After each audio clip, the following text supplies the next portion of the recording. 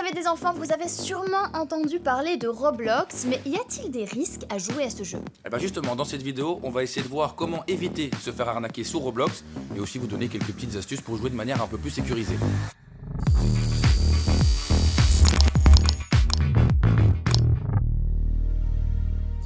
Hello tout le monde, bienvenue dans South Plausible de Teclab, l'épisode où on répond à une de vos questions. La question du jour, mes enfants risquent-ils d'être la cible de hackers s'ils jouent sur Roblox?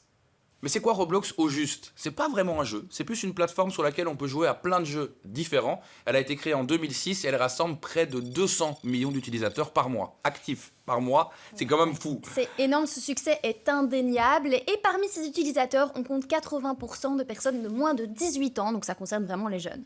Ce qui fait vraiment la force de Roblox, c'est que sur cette plateforme, n'importe qui peut créer un jeu. Bah vas-y, invente un concept.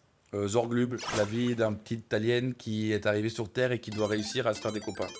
Bref, sur Roblox, vous allez pouvoir jouer avec des joueurs du monde entier et dans le jeu, on ressemble à ça. Un personnage que vous allez pouvoir personnaliser presque à l'infini grâce à la monnaie du jeu qui est intégrée directement et qui s'appelle les Robux. Et il y a deux façons de les obtenir, ces Robux, soit en les échangeant avec d'autres utilisateurs, soit en les achetant avec de la vraie monnaie. Et là, on peut comprendre l'inquiétude de certains parents de se faire hacker leur carte de crédit. Bah c'est un peu comme dans Fortnite, hein, on dépense plein d'argent pour les skins. Bah, tu savais qu'il y a un streamer qui a dépensé plus de 200 000 € dans des accessoires sur Fortnite? Ah ouais.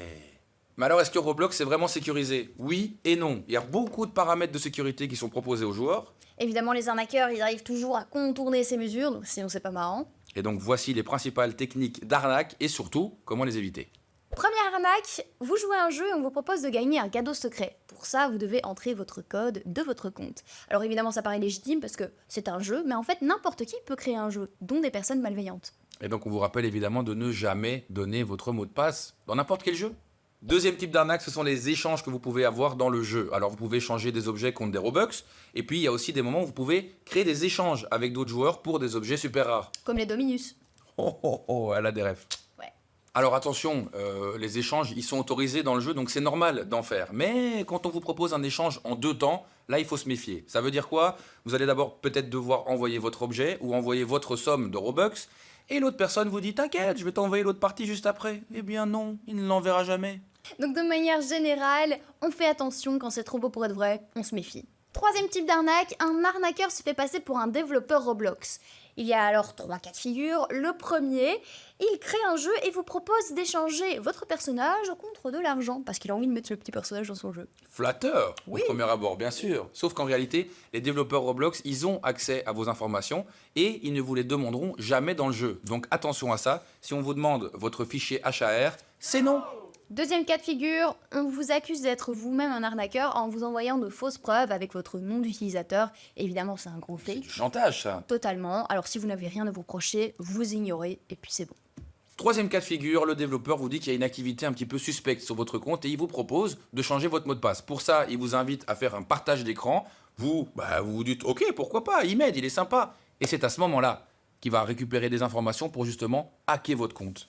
Conclusion, ne donnez jamais vos infos à un faux développeur et surtout ne partagez pas votre écran avec quelqu'un que vous ne connaissez pas.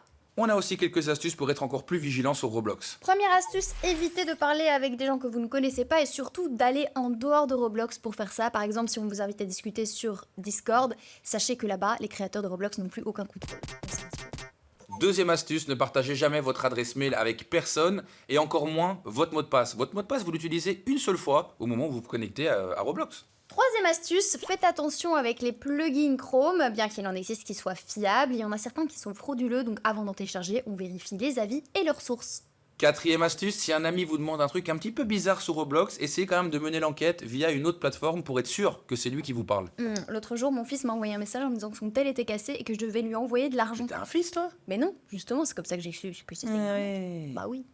Cinquième astuce, ne cliquez pas sur des liens que vous ne connaissez pas, ni sur des pièces jointes envoyées par mail. Alors qu'est-ce que vous pouvez faire en tant que parent pour protéger vos enfants qui sont sur Roblox? La première chose à faire, c'est parler des risques en ligne à vos enfants, et pour ça, il y a plein d'infos qui existent sur la plateforme safeonweb.be.